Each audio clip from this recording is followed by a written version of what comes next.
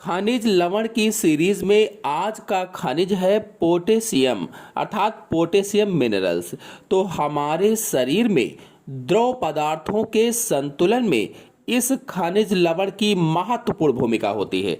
यानी जो हमारे शरीर में लिक्विड होते हैं, लिक्विड सब्सटेंस होते हैं, उनका जो बैलेंस होता है उस बैलेंस को बनाए रखने में पोटेशियम महत्वपूर्ण भूमिका निभाता है।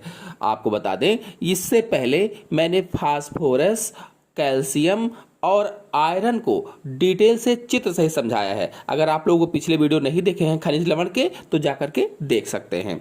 अगर पोटेशियम की स्रोत की बात की जाए कि इसके स्रोत क्या क्या हैं, यानी पोटेशियम किन किन चीज़ों से मिलता है, तो पोटेशियम के स्रोतों में केला, खजूर, आलू, अनानास, संतरे का रस, मांस, अंडा, दूध, दही, पनीर, मछली, हरी तथा जड़ वाली सब्जियां, हरी सब्जियां भी और जो जड़ वाली सब्जियां होती हैं वो भी, तथा सोयाबीन।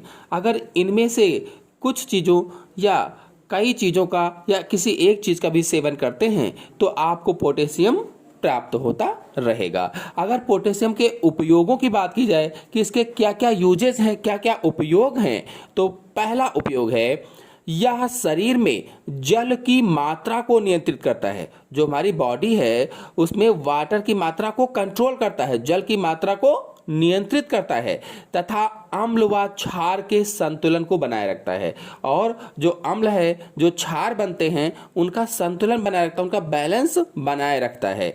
फिर अगला है यह मांसपेशियों के संकुचन, तंत्रिका तंत्र के संचालन तथा हृदय गति को नियंत्रित करता है। जो हमारी मांसपेशियां होती हैं, मसल्स होती हैं, उनके संकुचन या क्रमाकुंचन, तंत्रिका तंत्र का जो संचालन होता है, जो नर्व सिस्टम का संचालन होता है, और हृदय गति जो होती है, इसको कंट्रोल करता है या नियंत्रित करता है। यह शरीर में अंतः कोशिकीय रस के निर्माण में भी सहायता करता है। यानी जो शरीर के अंदर कोशिकाओं के अंदर रस बनते हैं उनका भी निर्माण करता है। और फिर अगला है यह हड्डियों को मजबूत करता है, यानी कि इसकी सहायता से हड्डियां भी मजबूत होती हैं या पोटेशियम की सहायता से हड्डियां मजबूत बनती हैं। अगर इसकी मात्रा की बात की जाए तो शरीर को प्रतिदिन 5 से 7 ग्राम पोटेशियम की आवश्यकता होती है। यानी कितनी मात्रा में एक दिन हमें चाहिए, तो एक दिन में हमें लगभग में 5 से 7 ग्राम पोटेशियम की जरूरत होती है। अगर इसके दुष्परिणामों को देखा जाए, यानी शरीर में अगर पोटेशियम कम हो जाए तो पोटेशियम के अभाव में कौन कौन से रोग हो जाएंगे, तो पहला है इसके अभाव का सबसे अधिक प्रभाव हमारी मांसपेशियों पर पड़ता है। अगर पोटेशियम की कमी है तो जो हमारी मसल्स होती हैं उन पर सबसे ज़्यादा प्रभाव पड़ता है।